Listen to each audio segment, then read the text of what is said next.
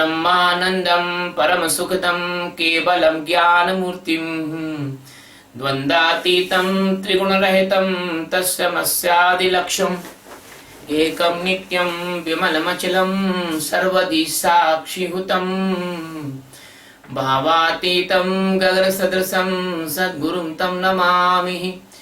ओम गुरु ब्रह्मा गुरु विष्णु गुरुदेवो महेश्वरः गुरु साक्षात् परब्रह्म तस्मै श्री गुरुवे नमः। ध्यानमूलं गुरुमूर्ति पूजामूलं गुरुपदम् मंत्रमूलं गुरुर्वाक्यं मोक्षमूलं गुरुकृपा। सद्गुरु भगवान की जय। स्वामी जी महाराज की जय। शिवोहम। गीता के 8वें अध्याय का 22वां श्लोक ले रहे हैं। भगवान अपने विषय में और आगे बताते हैं और अपने प्रेम को, अपने पाने को जिज्ञासु से जोड़ते हैं। पुरुषः स परः पार्थः भक्त्या लभ्यस्त्वान्यया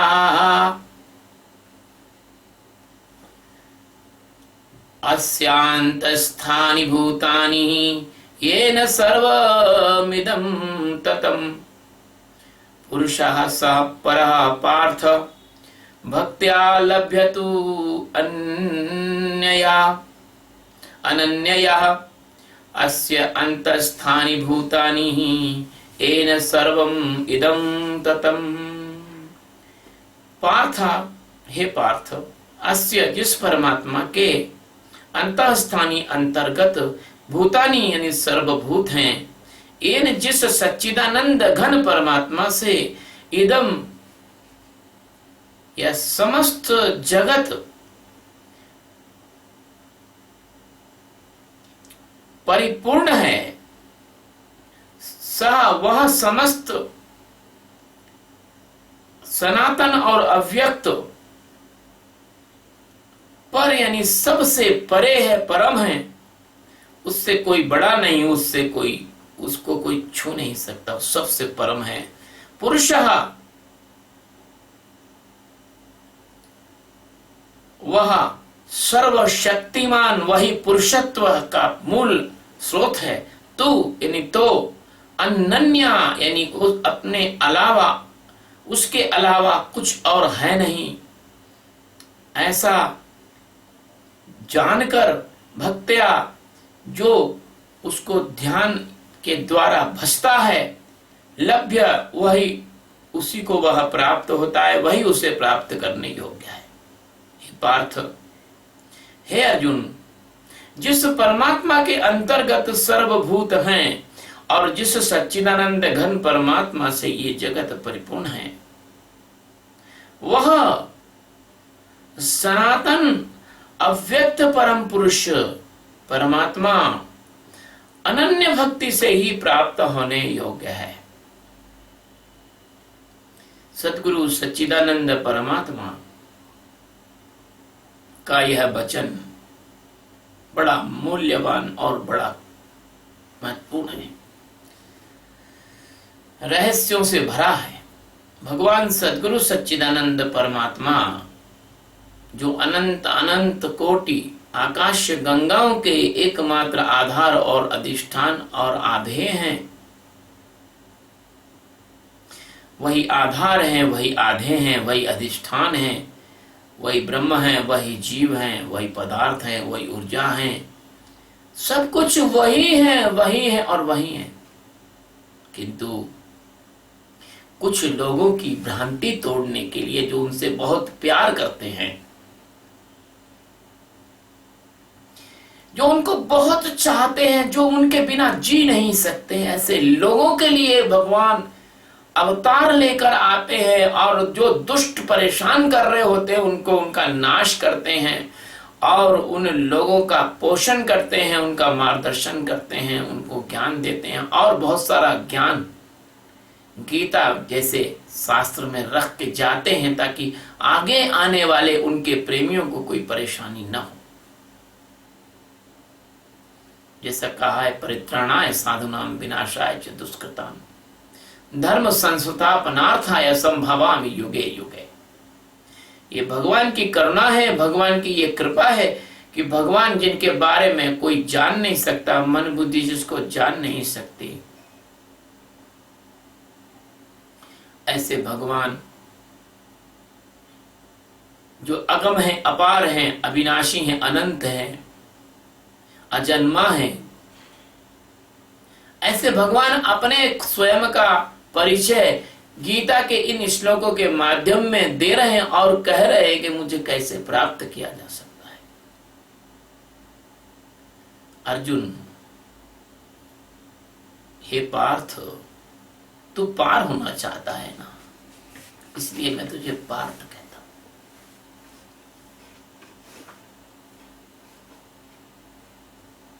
भगवान केवल उसी के सारथी हैं जो पार्थ है। भगवान पार्थ सारथी हैं। भगवान केवल उसी के मार्गदर्शक हैं जो उनके मार्गदर्शन का प्यासा है। यही कारण है कि सदगुरु के पास हजारों लोग नहीं आ पाते, क्योंकि सदगुरु केवल उनके लिए आया है जिनको संसार सागर से हमेशा हमेशा के लिए पार होना है। सदगुरु हर किसी के लिए नहीं आया है। सदगुरु जो सच्ची भक्ति सिखाता है वही भक्ति है, बाकी की भक्ति जो है माया की अनुरक्ति है। भगवान कहते हैं पार्थ, चूंकि तू पार होना चाहता है, इसलिए मैं तुझे बताता हूं कि जो परम पुरुष है, जो सच्चिदानंद घन परमात्मा है, वो सबसे परे है, उससे परे कुछ भी नहीं।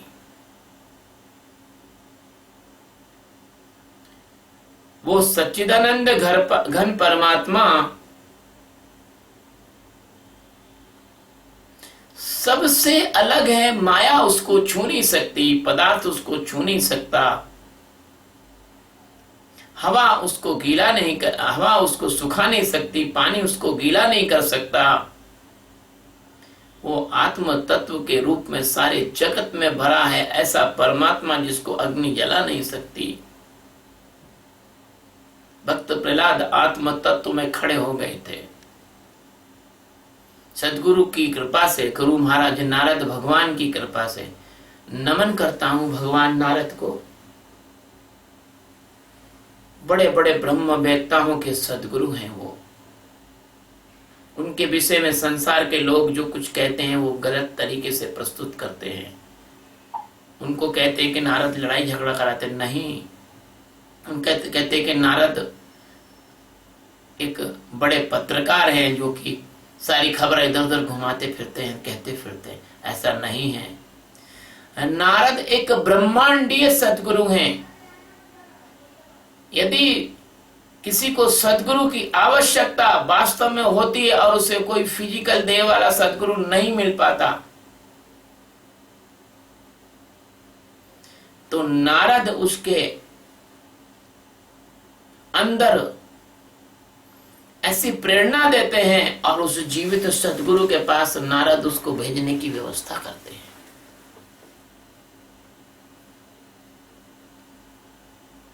तो हे पार्थ,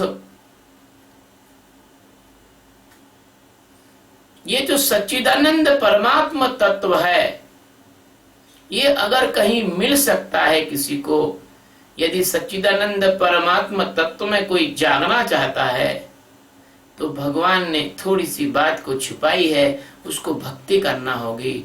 और भक्ति का तात्पर्य क्या है, फिर दोबारा दोहराता हूं, जो सारे जगत में भरा हुआ सच्चिदानंद तत्व है, आत्म तत्व है, उस आत्म तत्व में जागना।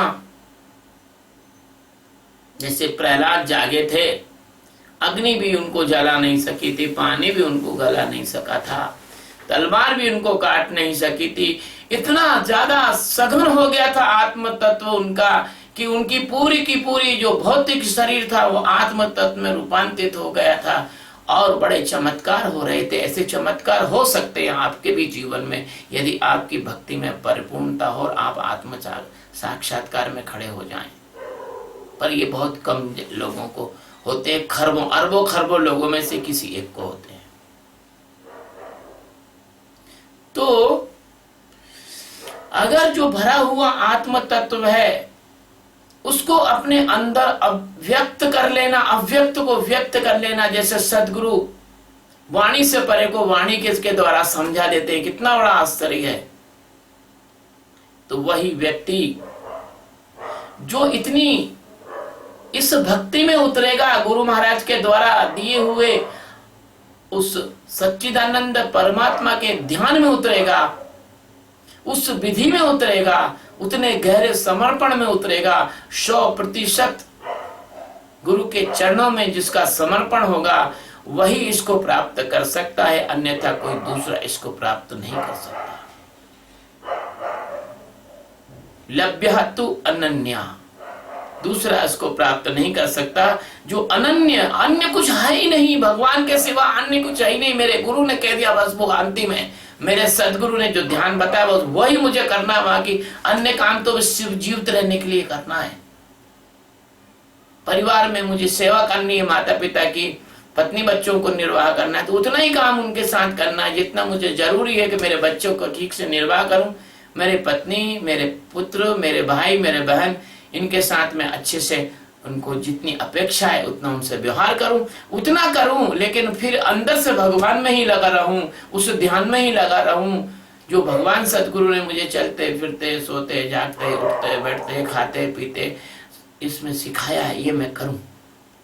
इस प्रकार का जो अनन्य भाव से इस ध्यान में उतरता है, इस ध्यान को करता है, अस्य नहीं ऐसा व्यक्ति जो इस बात को ठीक से विश्वास करता है कि परमात्मा मौजूद है, बस उसको जानना है, देखना है, ऐसा अंदर मौजूद परमात्मा आप अपने चेहरे को दर्पण में देख सकते हो, दीवार में नहीं। आप परमात्मा को अपने अंदर देख सकते हो, बाहर नहीं। किसी व्यक्ति ने यदि कहा कि हम तो जिसको देखते हैं उस पे विश्वास कर सकते हैं, जिसको नहीं देखते तो उसमें विश्वास नहीं कर सकते, तो बड़ा होशियार आदमी था। जिस प्रश्न का उत्तर देने वाला, उसने कुछ नहीं बोला, उसने झट से एक तार लिया करंट का, जिसको करंट लगा दिया, मरा। तो उसने कहा क्या हुआ? बोले ये करंट क्यों लगाया? बोले भैया तो करंट तुमको दिखता है क्या? जब तुमको दिखता ही नहीं करंट और तुम्हें विश्वास नहीं करते हो तो करंट तो है ही नहीं है ना। तो कह रहा हाँ यार करंट तो है। तो जैसा करंट दिखता नहीं बिजली का और होता है, ऐसा परमात्मा दिखता नहीं लेकिन होता है। तो इस प्रकार से जो ये जानता है कि भगवान अंदर हैं और अंदर आसानी से ही मिल सकते हैं, मैं तो कहता हूं कि बाहर मिलना ही असंभव है तुम्हारे लिए, परमात्मा तो अंदर ही मिल सकता है।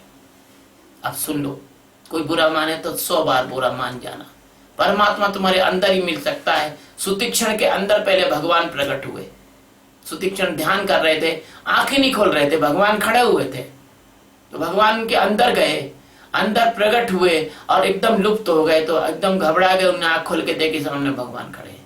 पहले अंदर दिखेंगे फिर बाहर दिखेंगे आपको।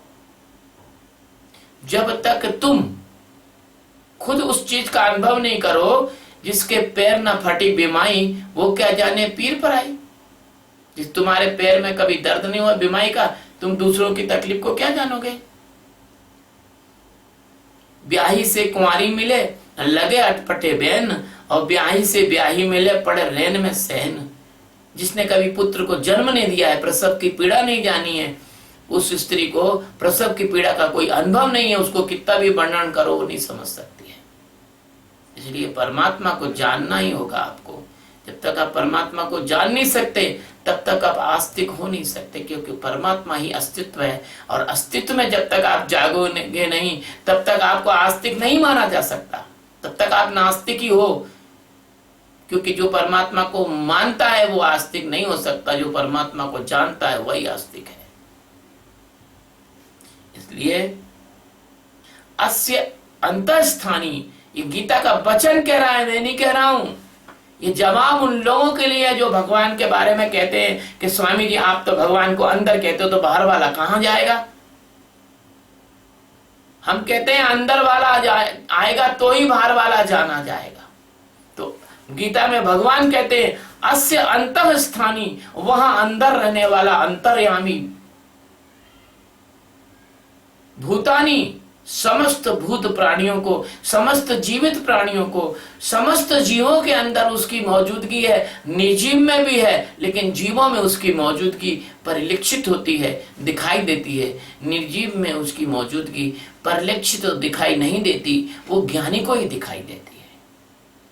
इसलिए ज्ञानियों ने नदियों से बात की है, ज्ञानियों ने पहाड़ों से भी बात की है, ज्ञानियों ने फूलों से भी बात की है, ज्ञानियों ने पशु पक्षियों से भी बात की है, क्योंकि ज्ञानियों को फिर सब जगह दिखाई देती है।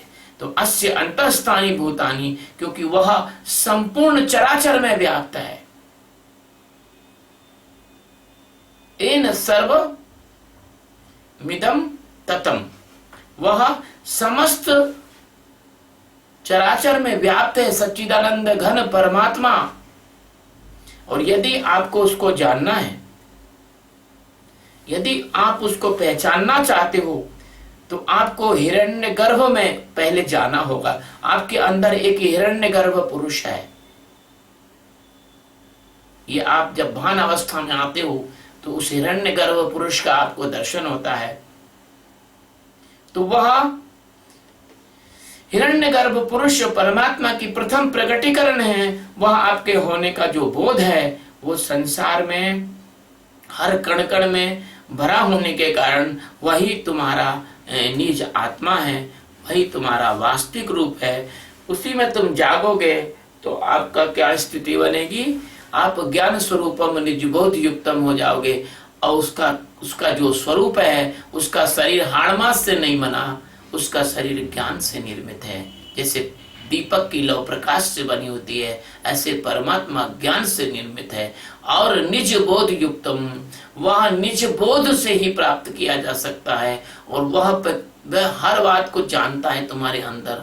तुम भक्ति किस तरह से करते हो, तुम ध्यान किस तरह से करते हो, तुम उससे प्रेम करते हो कि नहीं करते हो, तुम्हारा रूप बनावटी है कि सच्चा है, तुम्हारा भाव सच्चा है कि बनावटी है, तुम्हारा ध्यान सच्चा है कि गलत है, वो सब कुछ जानता है। तुम्हारे में होके तुम्हारी हर अच्छाई और बुराई को वो जानता है। इसलिए वह परमात्मा ही सारे जगत के कण कण में परिपूर्ण है। और वह सारे जगत में का सनातन तत्व है। वह सारे जगत का सनातन तत्व है। तो प्यारे बच्चों, इस परमात्मा में जागने के बाद, इस परमात्मा को जानने के बाद कुछ भी करना शेष नहीं रहता। और माया तो फिर ऐसे अनंत काल तक चलती रहती है।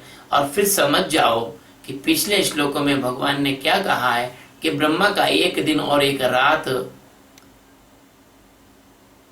8,68,00,000 वर्ष लंबी होती है।